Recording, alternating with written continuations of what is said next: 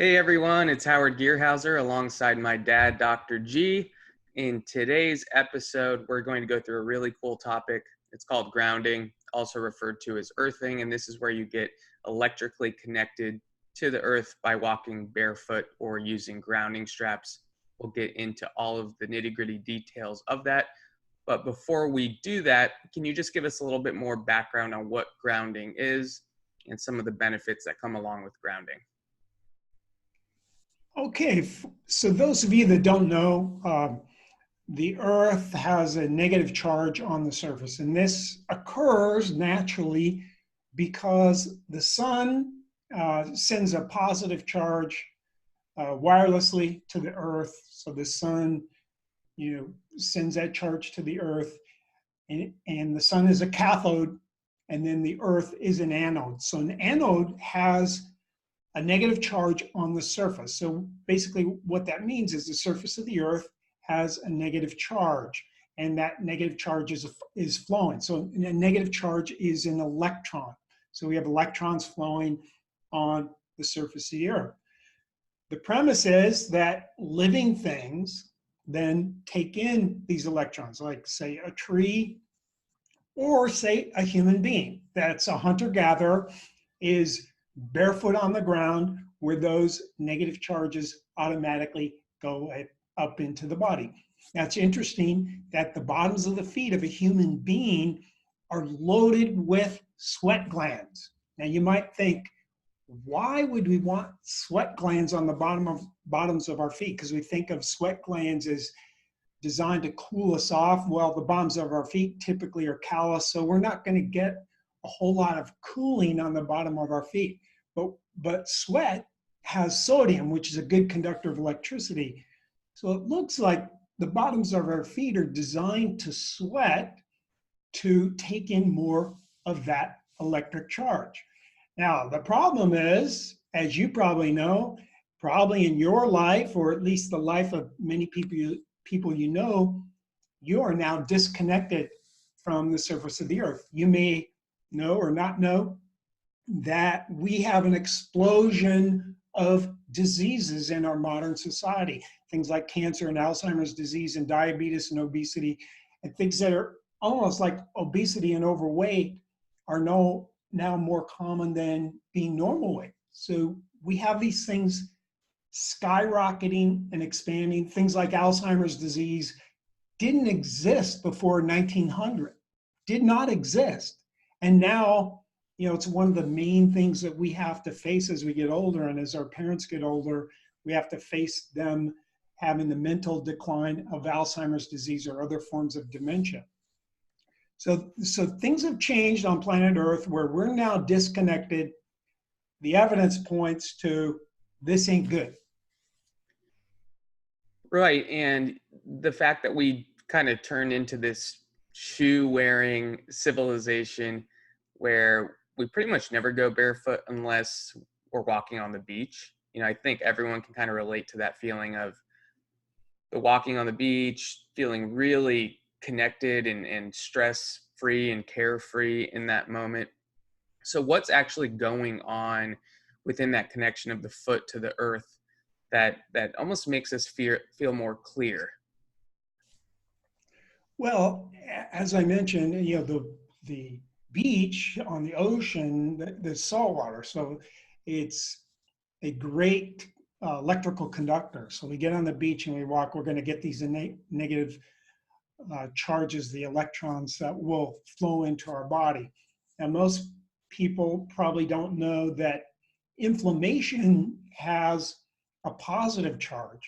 And so you might think of, you've probably heard of taking antioxidants, that will reduce reactive oxygen species in our body. So we take vitamin C, we take the plant compounds that act as antioxidants.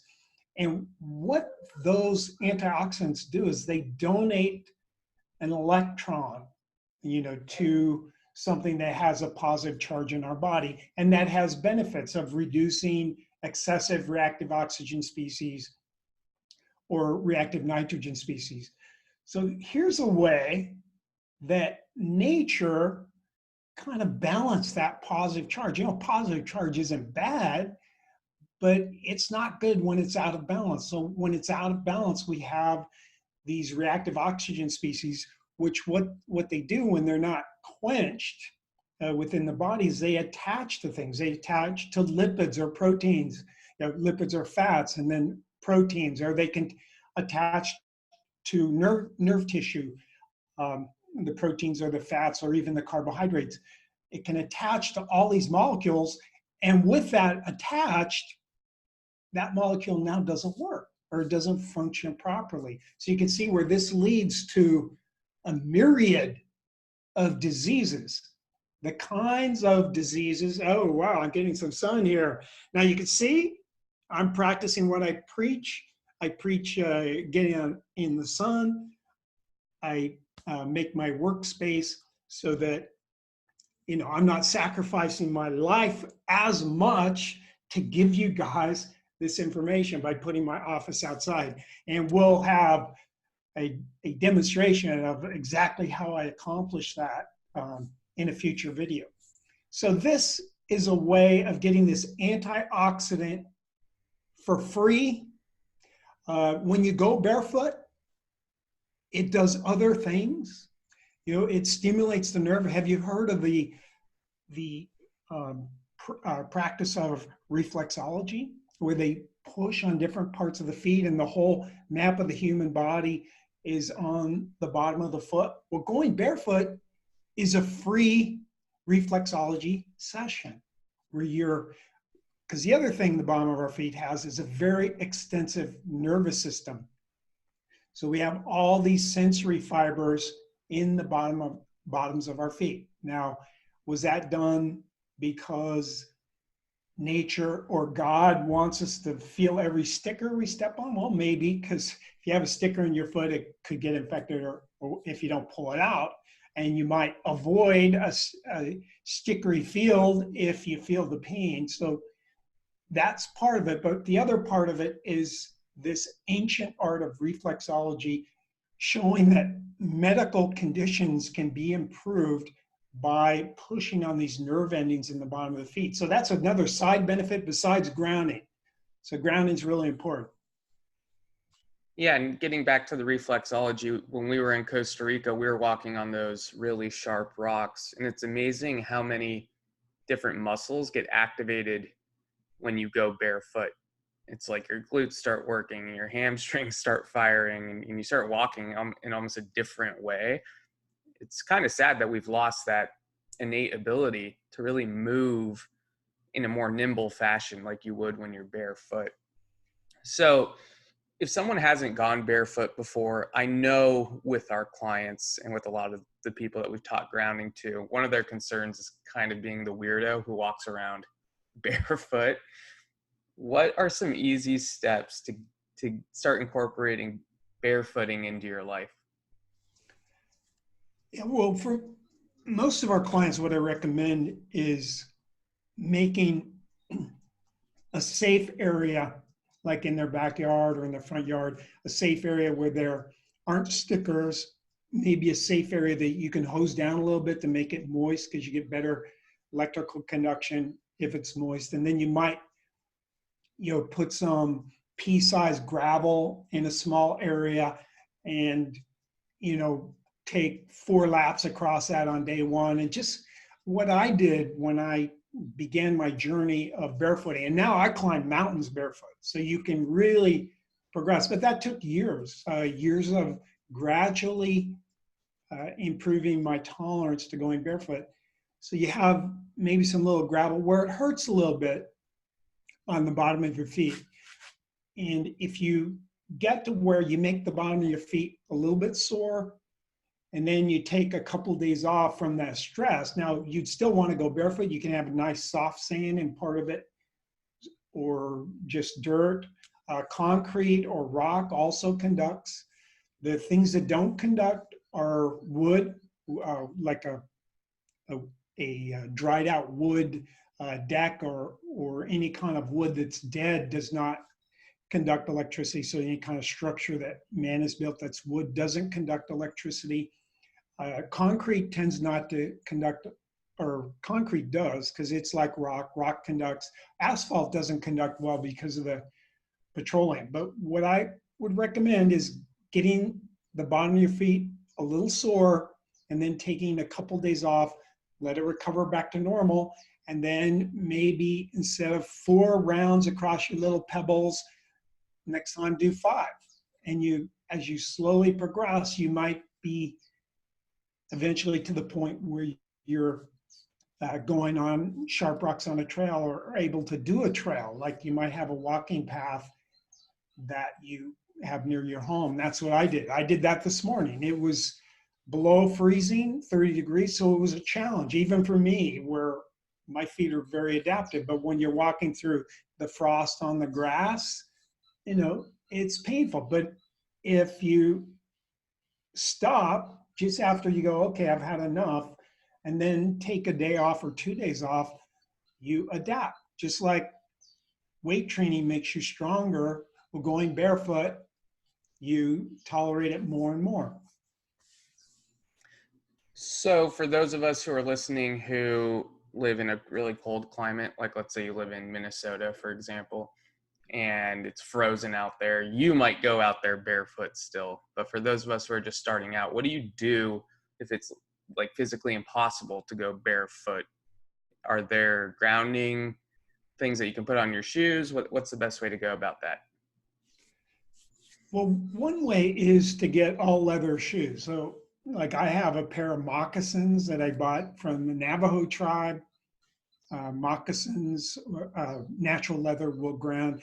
And there are leather shoes still. The fancy Italian shoes are 100% leather. If you get a traditional cowboy boot, that will be 100% leather. So leather conducts somewhat. There are grounding straps, and these are straps that are used by people that work in industries where they can't have any static electricity on their body or they'll ruin what they're working on. And those grounding straps are like available on Amazon, and they are a strap that connects to the ground. So it straps over the outside of your shoe. And then there's a ribbon that goes inside your socks. So it comes up over and underneath your socks so that it's touching your skin. So that's another way you can ground with your regular old tennis shoes. So shoes, getting back to shoes, in 1950, the materials put in shoes changed. Okay, we used to have all leather shoes. And, cavemen probably wore hides on the bottom of your feet. Well, that doesn't stop the conduction of electrons. But the synthetic materials that all the running shoes or the sports shoes, like the Nike shoes or what everyone wears now, or even the fancy dress shoes, have these synthetic materials in the soles, so you're completely insulated from the charge on the earth. Now, that's not always bad.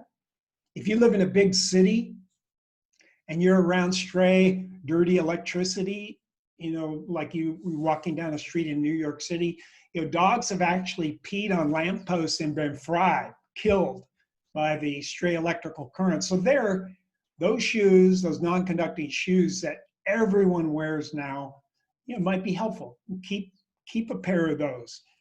Don't wear the grounding straps if you're going down a very busy street with a lot of electrical equipment everywhere. That's probably not good. Or if you're walking below a high power line, I wouldn't wear grounded shoes, because then you've got all that power going through your body into the ground. You'd rather it bounce off. And the same with a lightning storm. In a lightning storm, you probably don't want to go out barefoot, even though the risk is probably very low. There is an increased risk, because if you're grounded, then any stray current is going to go into your body and go into the ground. And as it travels through your body, it does extensive damage. If you're hit by lightning, it creates huge damage along your nerves and blood vessels as that current goes through to get to the ground. But if you're wearing non-conductive shoes, that might be beneficial. Some of that charge might bounce off of you. Is there a way to measure your exposure to these electrical currents? That way, you know if you are grounding that you're doing it in a safe way.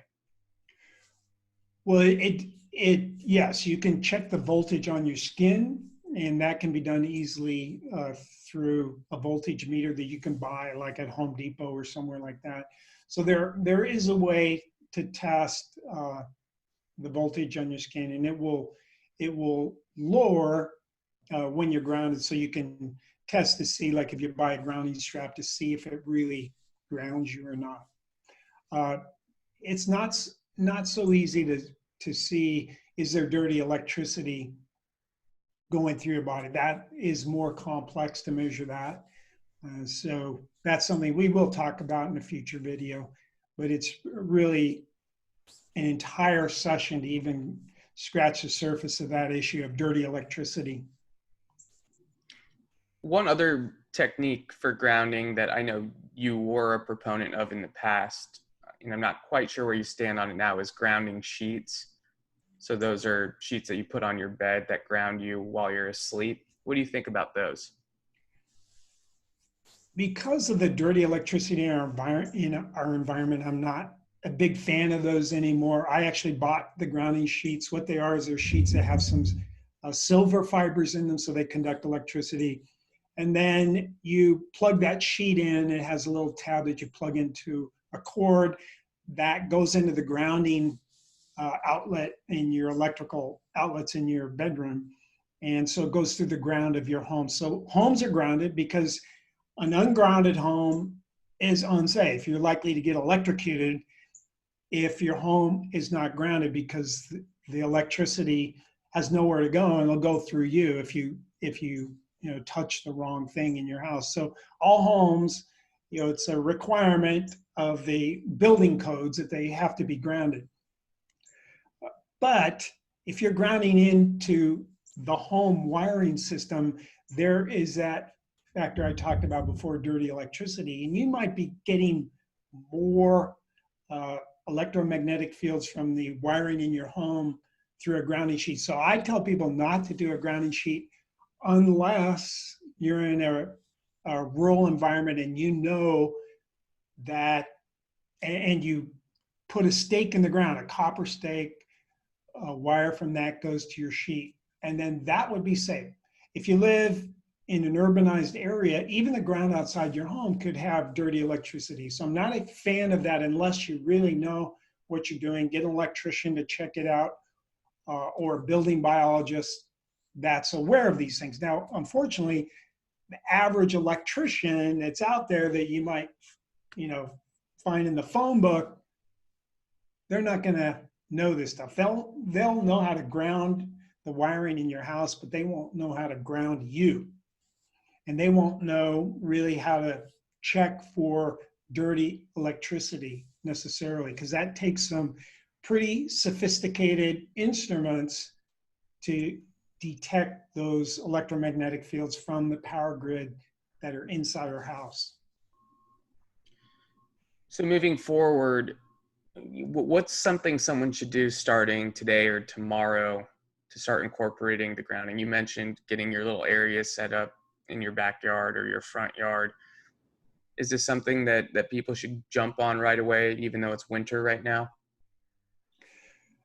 Yes, if you don't ground that well on snow anyway. So if you have snow and ice, but if you can find an area of bare ground, even 5 minutes will get you started, or get the grounding strap. I would get started, because there's no downside to grounding as long as you're not in a lightning storm. It is highly beneficial. Now, the studies, there hasn't been big studies, because anything that's free out there, the studies are small and limited, and they're certainly not complete.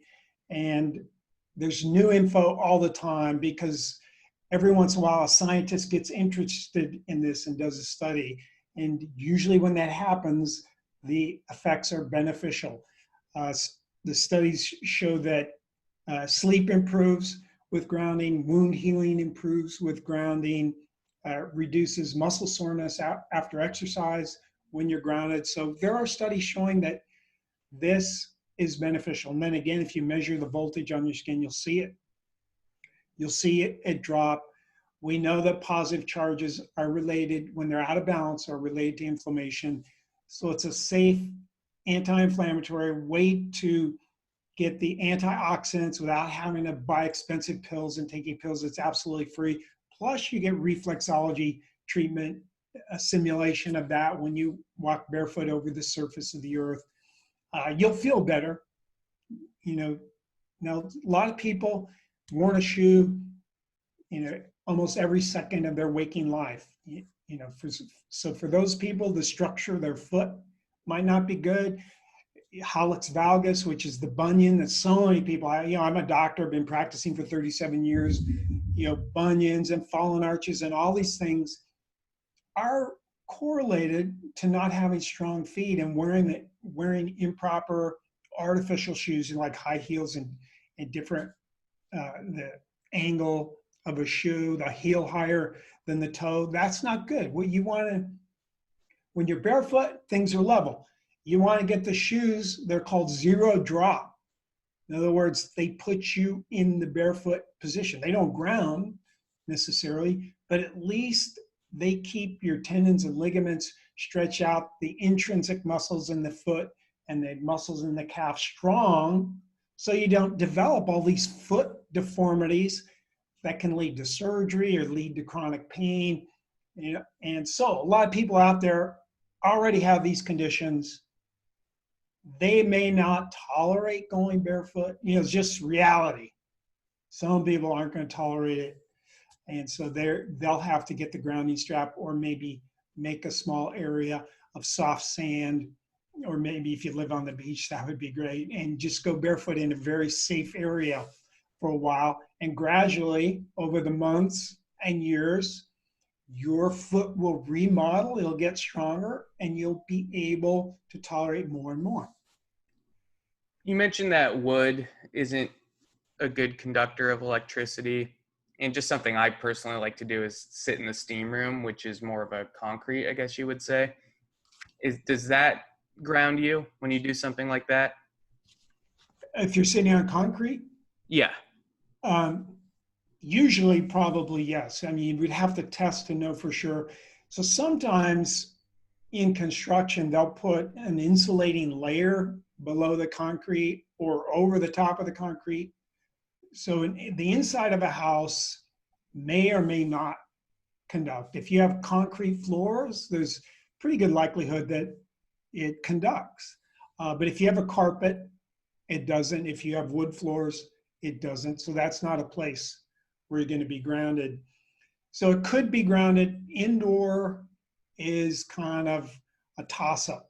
It could be grounded, or they may have put some sort of insulator in there.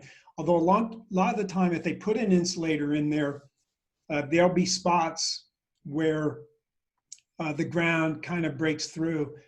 And so a lot of homes are grounded. They weren't maybe initially when they were built, but over time, as the insulator degrades, the house becomes grounded later on, if it's made from materials that conduct electricity. Now, if you have tile and they use a petroleum-based glue to glue the tile in place, it may not be grounded, or there may be only certain areas that are grounded. So it's tough. The safest thing is to go outside in nature.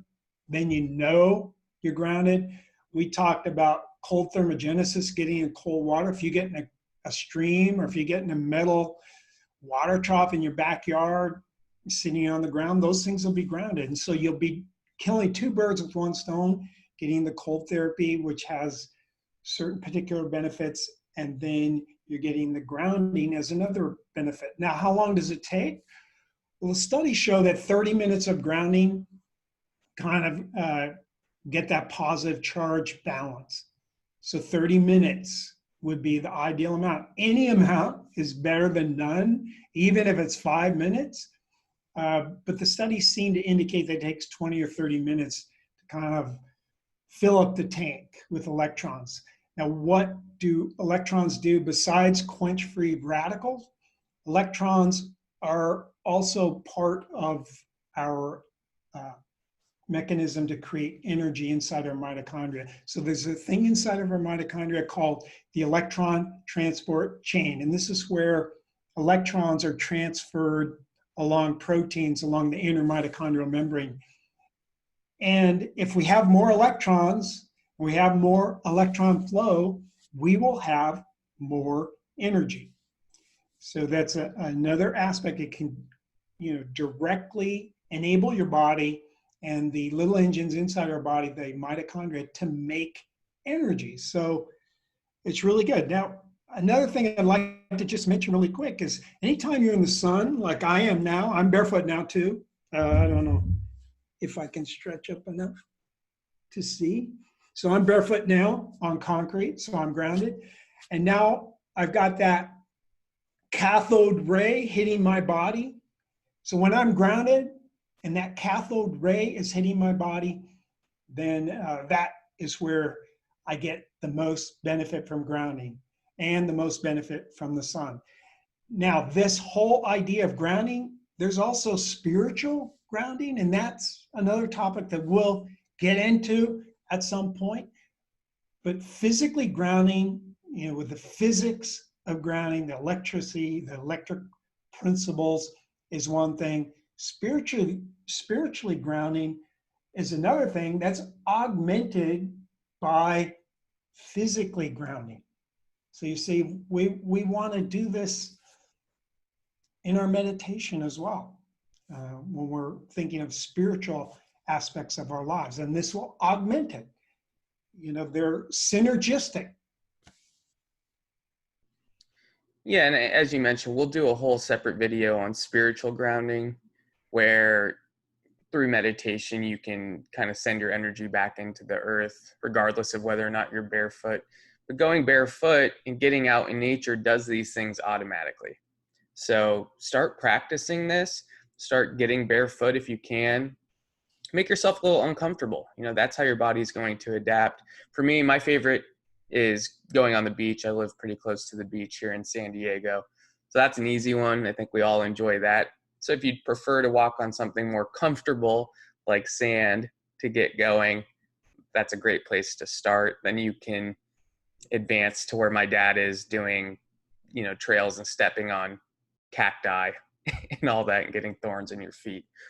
That's the evolution of this if you want to take it there. I'm not quite there personally. I'll stick to the beach. But is there anything you want to add before we sign off, Dad?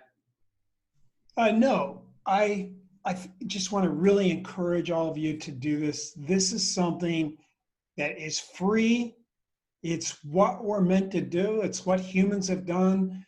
The modern humans that we are for over 200,000 years.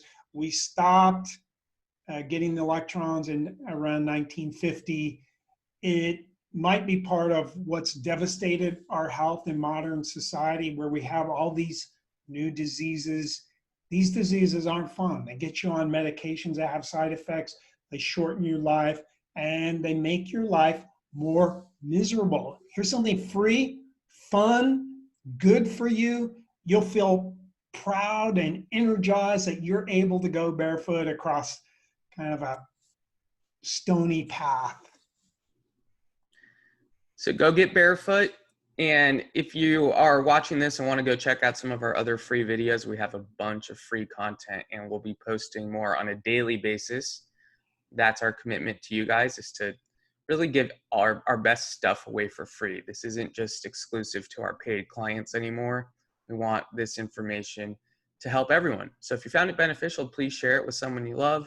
Make sure you're subscribed to our various channels, and we'll catch you on the next episode. Thanks, Dad. Thank you.